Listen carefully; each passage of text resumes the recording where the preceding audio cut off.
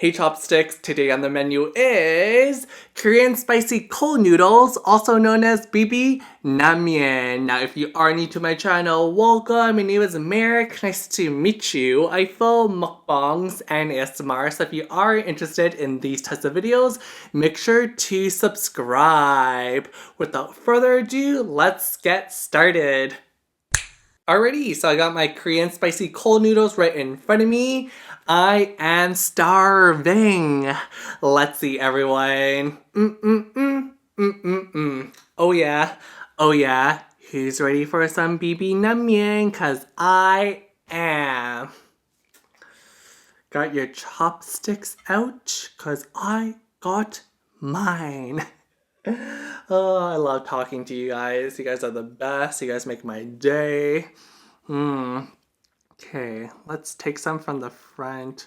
Is everything gonna fall apart? I plated it so nicely though. Oh yeah, look at that, you guys. Open wide. You got it, you got it. Look at that, like one cucumber. Slay.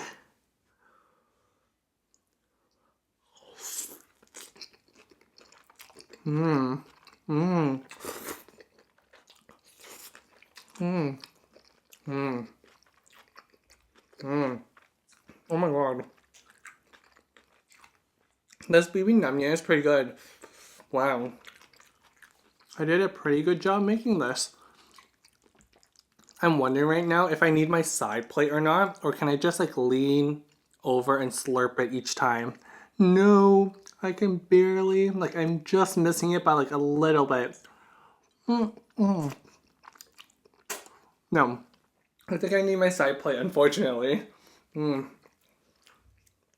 Okay, let me enjoy these noodles first, and then I'm going to start with the question of the day. And as you guys can tell, we're doing a story time. So two things on the agenda.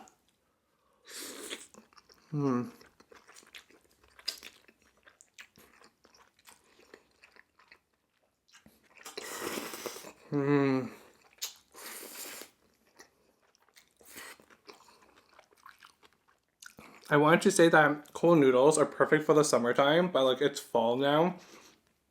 And it was snowing today. I'm filming this on September 21st. It's going up on September 22nd, I believe. Maybe I'm late. I'm not sure. But I'm filming this on September 21st, 2018, and it was snowing outside in Canada.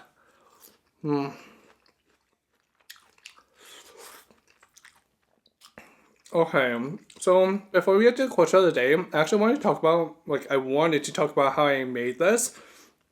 But I feel like there's so many things I have to say and not enough food to say it all in time. So I might just do a really quick rundown of how I made the Bibim Naengmyeon. If I am pronouncing it wrong, I'm so sorry. I literally just watched a Manchi video. If you don't know who Manchi is, she is God, she is queen of Korean cooking. I was watching a Manchi video, and the only reason why I was watching her recipe was because I wanted to figure out how to pronounce this dish the proper way with a Korean accent. So Bibim Naengmyeon is like the closest I can get. So please do not hate on me if I'm butchering it.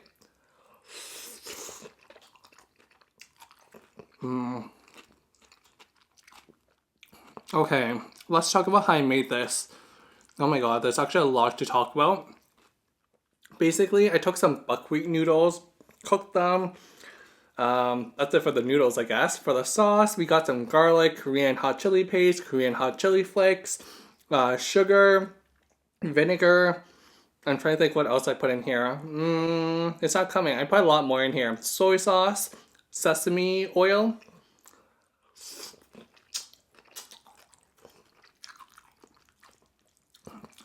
That's how I made the sauce. After I cooked the buckwheat noodles on my stovetop, I gave it an ice bath. I actually gave it like 3 ice baths to make sure it's extra cold. So we got the cold noodles, we got the sauce done. Right here are some cucumbers. I chopped up some thinly sliced cucumbers and also some pear. Oh no, that's a bad piece to show you all. There we go, that's a pear. Some Korean pear. Some of you guys might be surprised that I'm eating cucumbers today. I think cucumbers pairs so well with Bibim Naengmyeon. I don't like the taste of cucumbers, but like I like the refreshingness of cucumbers. And when you put the spicy sauce over the cucumbers, you can't really taste the cucumber taste, but you can still get like the refreshingness of the cucumbers. Does that make any sense? Same with the pear. It's just like very, very juicy and like refreshing to balance off the heavy heat from the sauce.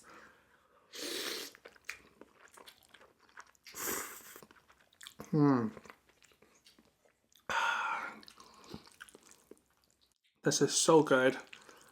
But yeah, I actually covered that relatively quickly.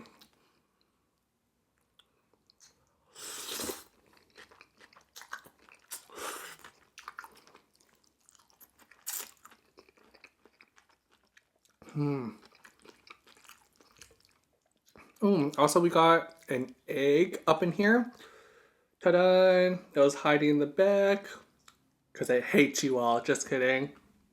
My jokes are so lame. Slay.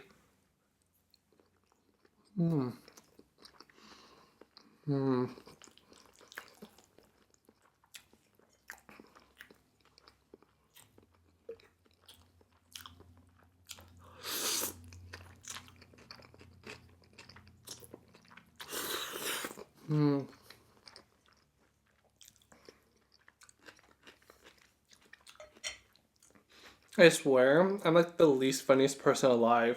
I'm not a funny person. I wish I was funny. I'm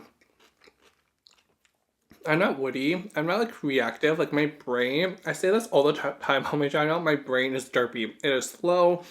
I am not quick. I'm not clever. I'm the opposite of that. Like I get the joke 1 hour later. But hey, hopefully someone finds that attractive because I'm gonna be single forever if that's not the case. Alrighty, so let's move on to the question of the day. Sorry, I like pointed it off screen. The question of the day. Today's question of the day is, are you a good driver? Are you a good driver? Let me know in the comments down below because I would love to read all of your responses. Pointing is not rude, or pointing is rude, Merrick. You shouldn't point, but I can't help myself. I love pointing during the question of the day. Alrighty, so you guys can probably tell that today's story time is about driving. I think I had another story time about driving once on my channel, probably like, how many months ago? 6 months ago? Yeah, probably 6 months ago, I think.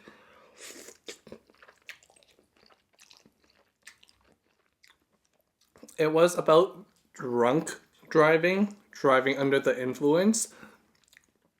If I can, I'm not sure if I actually like labeled it in the title, so it might be very hard for me to search up. But if I can, I'll link it right there. That's the drunk driving story time, drunk driver story time that I did. Make sure to go check that out after this video. If you have time, of course. Like if you're like late to work, you're late to school, you have a big test tomorrow, please put school and work ahead of me. I'm just being real. Some YouTubers are like, no, don't do school, don't do work, like watch my videos. Prioritize my video. That is number one in your life. That is number one on your agenda. Your number one priority. That's not realistic. I know you guys have plenty of other stuff to do, so I'm just so grateful that you're just like, you're even tuning in right now. I like to stay humble.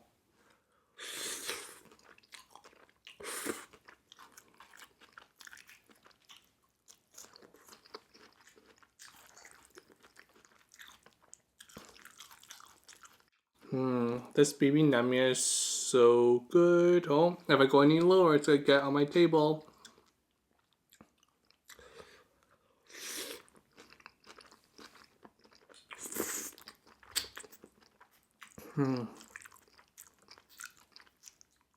Oops. The cucumber fell.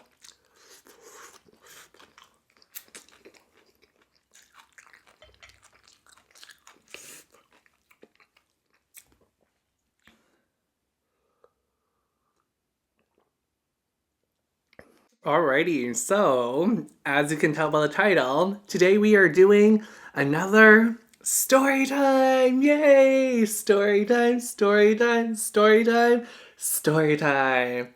Go grab yourself a cup of tea, because we're about to spill it, y'all. Okay, so today's story time is about driving, and before we get to the actual story time, I just want to say that my driving skills are so bad. And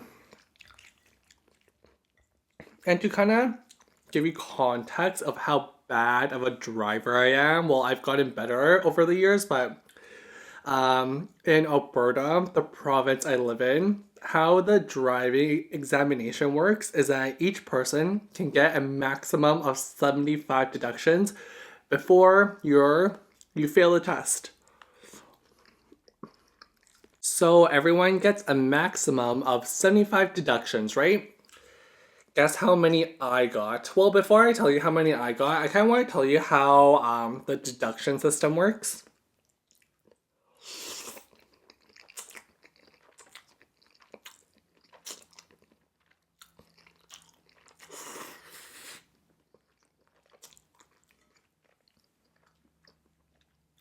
So, I would say 90% of the test consists of things where if you mess something up, you get a -5 deduction. Yeah, I would say 90% of the things they test you on is like a -5 deduction, and probably like 10% of the items are like a -3, right? I'm not sure if that is making sense to anyone. So let's just say that like you forget to yield, that's a -5 deduction. And then for like for a smaller infraction, it's a -3. This is what I scored on my driving exam. I got a deduction of -73. Yes, I got a deduction of -73 and the maximum is -75. So if I made one more mistake, I would have failed the test. If I made a bigger mistake, like I was at -70, right? If I made a big mistake, then I would hit -75 and I would fail the exam. But I made a small mistake, so it just got me right under the 75 mark. So I got really lucky. And like I said again, most of the infractions are increments of 5, -5, not -3. So I just got really lucky that it was a -3. Because again, if I was at -70 and I made like a big infraction, like 90% of the test is a big infraction, that would push me to -75. That means I would have failed the exam and had to pay another $150 to take it.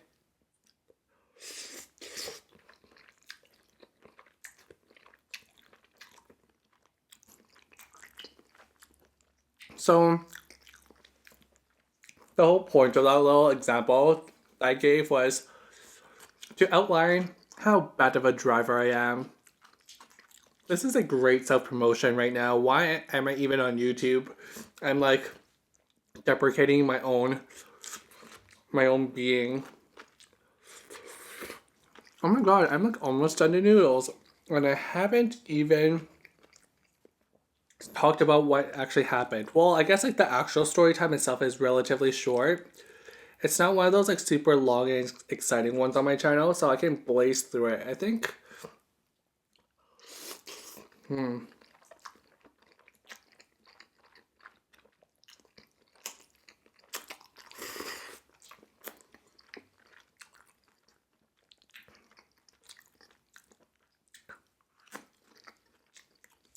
Okay, let's talk about the story time now.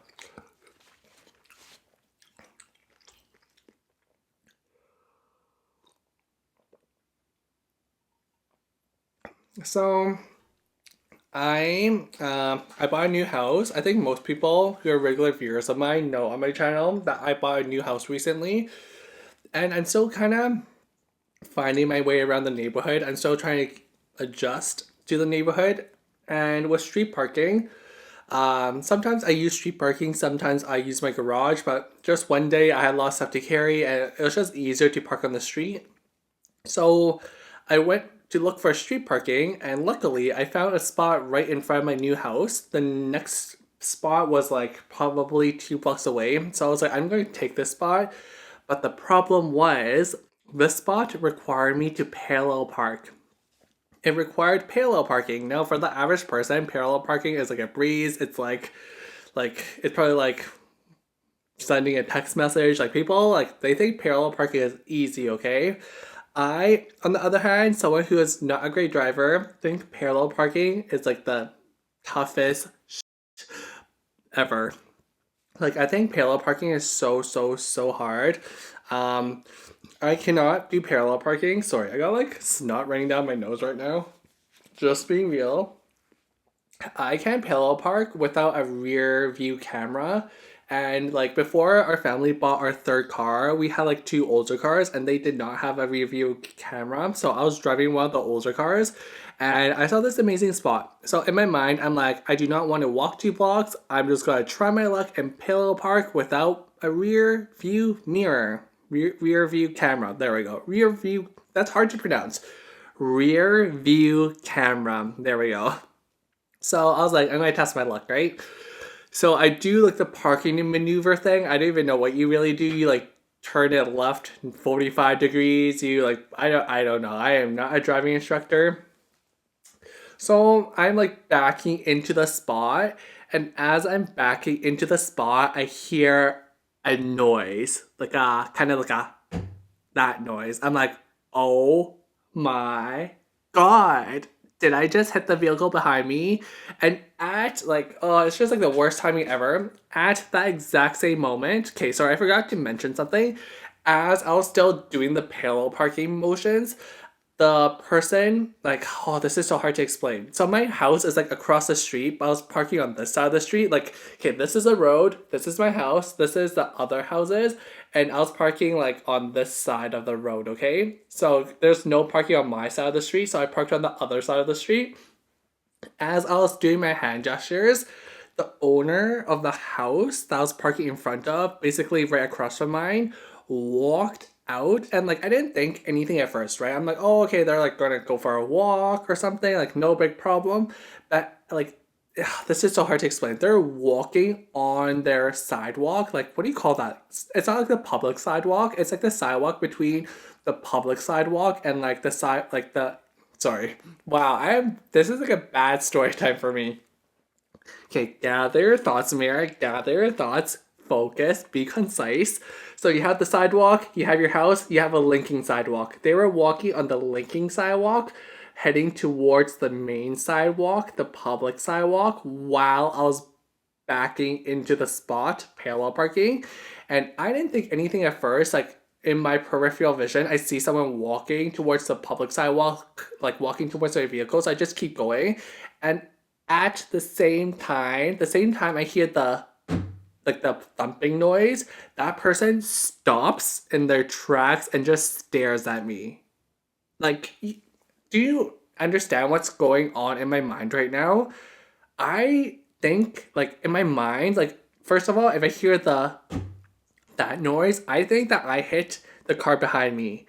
For someone to walk towards me and suddenly stop and just stare at me, I think that they saw me hit the car behind me, and I think that that car belongs to that person because they were like, they were just walking. Okay, this guy's parallel parking, whatever, and then like they're like, "Oh my god, did he just hit my vehicle?" Like that's what's going on in the other person's mind, I think, right? Because no one normally just like walks and stops and just stares at you. Did that make any sense? I hope it made some sense. So it just really scared me because I heard the like the thumping noise at the exact same time when I saw the person stop walking and stare at me. Ugh.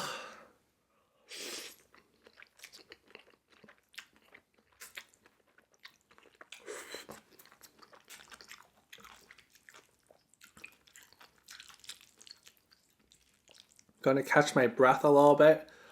Whew, that was a lot of explaining.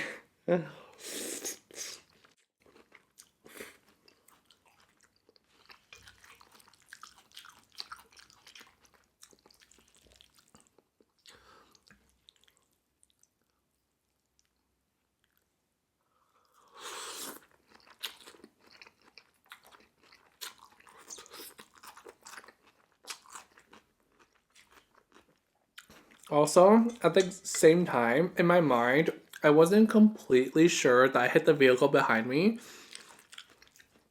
So I wanted to check. So I got out of my car and pretended that I needed to grab something from my trunk just so I had an opportunity to check if I hit the car behind me. And then as I opened my door, I looked at the woman staring at me and I'm just like, hi. I was like, hi, how are you doing? Just like greeting her. On like in my mind, I thought I had another option. I could have been like, did you see me hit the car? Like, is your vehicle okay? Is that your vehicle? I'm so sorry. Like, did I scrape it? Like, I could have said that. But instead, I played dumb and pretend that everything was okay because remember at this point, I have not checked the back yet. I do not know if I hit the car behind me or not. It was just one of my suspicions. So I was like, I'm gonna play dumb, and for now, I'm gonna pretend that everything's okay. Inside, I was freaking out. Don't get me wrong. Inside, I'm like, oh my god, this is her vehicle. How much do I have to pay? 1,000, 2,000, 3,000. Is she gonna sue me? I do not need a lawsuit right now in my life. I can't even find myself a BF. Like, that's the thoughts running through my mind. But outside, the image I'm projecting to her was that everything is okay. Hi, ma'am. How are you doing today? Such a nice day today. Just a very nonchalant attitude, right? And then she replies, she's like, oh, I'm good, how are you? And I'm like, oh, I'm good, thank you. As I'm walking to my trunk. And then when, like, before I open my trunk, I look at the vehicle behind me and I didn't hit it. There was no scrape whatsoever. I just, like, quickly looked as I was pretending to get something from my trunk.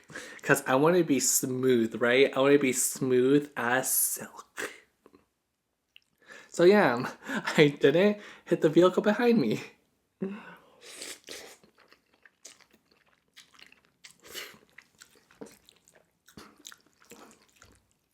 You know what caused the thumping noise? I figured it out. When I was looking at my trunk before I went to my new house, sorry, I'm just like looking for sauce on my sweater.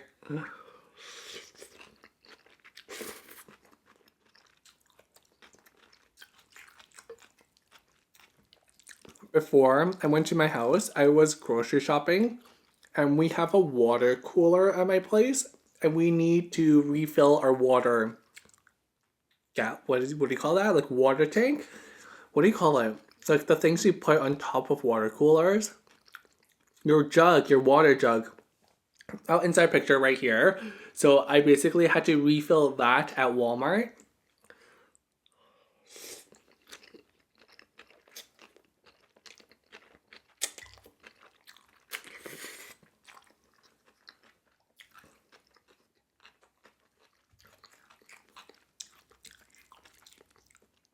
When I opened my trunk, I saw that the water jug was not upright, but it was on its side. And basically, it was just like rolling back and forth. So when I backed up, the water jug backed up in my trunk and it hit the steel part of my trunk. And that's what caused the thumping noise.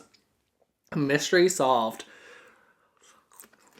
I should be like some guest character on Scooby Doo. Sorry, let me just explain that one more time. I feel like sometimes I don't explain stuff really well. So like the water jug is upright usually. It tipped on its side and I was rolling in my trunk. And as my vehicle backed up, the momentum, the velocity of the water jug backed up with it. And then the jug hit the end of my trunk. And that collision caused a noise. And I accidentally mistaken that noise for me hitting the car behind me.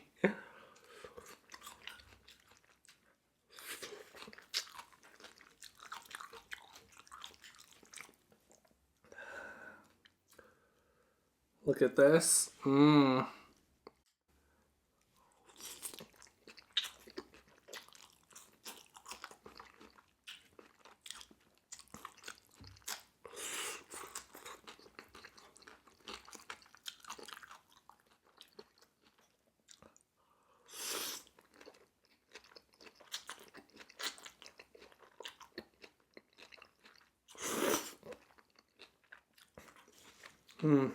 Delicious.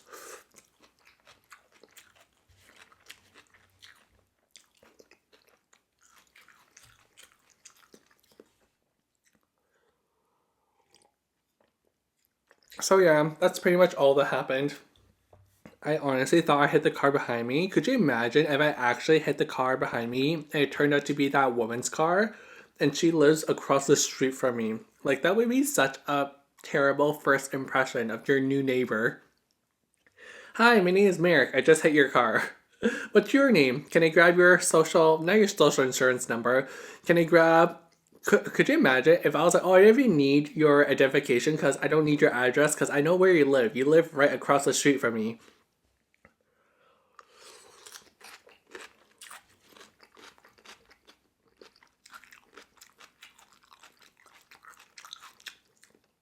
That would have been such a terrible first impression.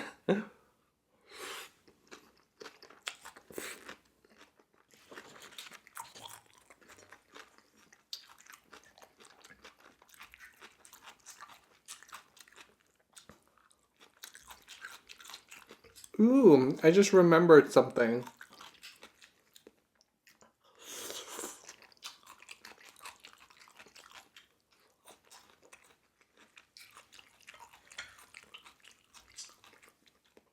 Okay.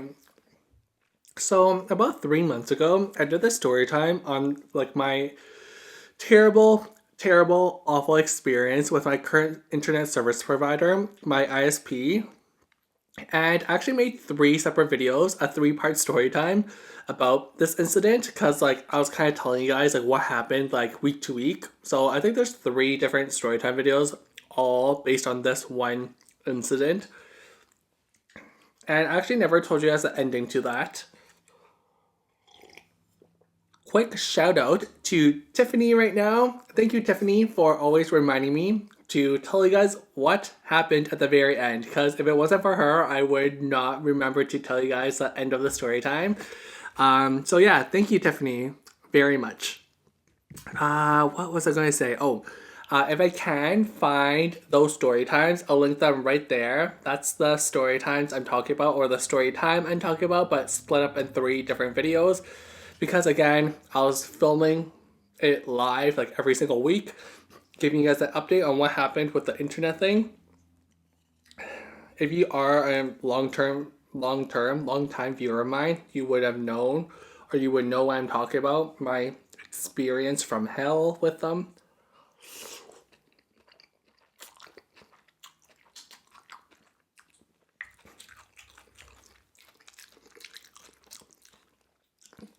I guess persistence pays off because I actually got more money.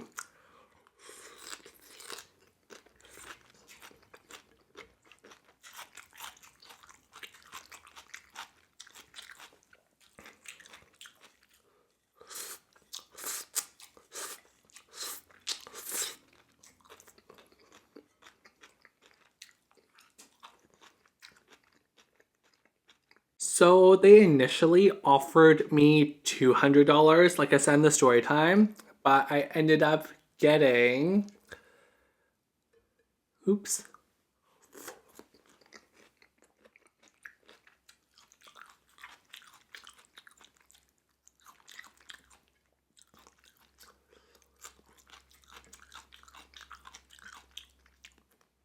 Hold on, I'm trying to do the math right now.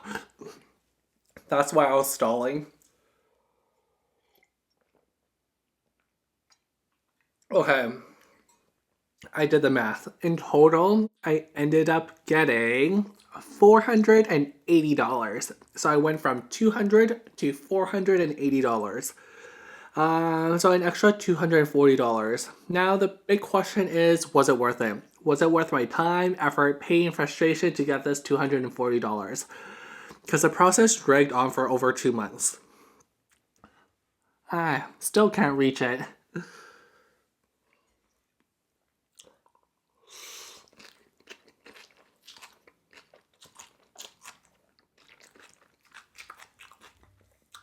Frankly, I'm not sure.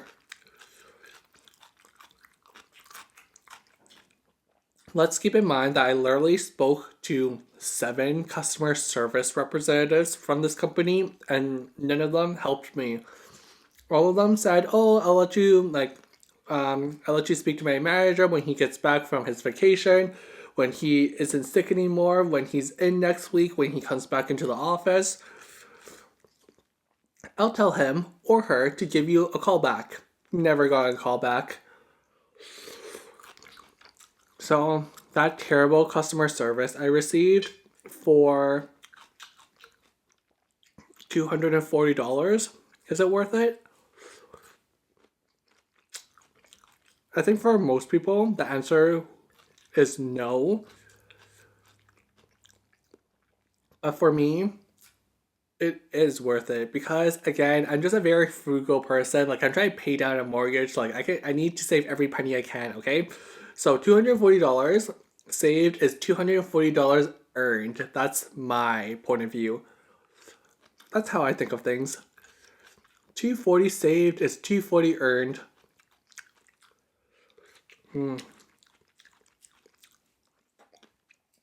Alrighty. So that brings us to the end of the video. Thank you guys so much for watching. If you did enjoy this video, please give it a thumbs up. And also subscribe to my channel if you're not subscribed yet. If you are subscribed, make sure to turn on notifications by clicking the bell icon. Love you so much, chopsticks, and remember to slay your day.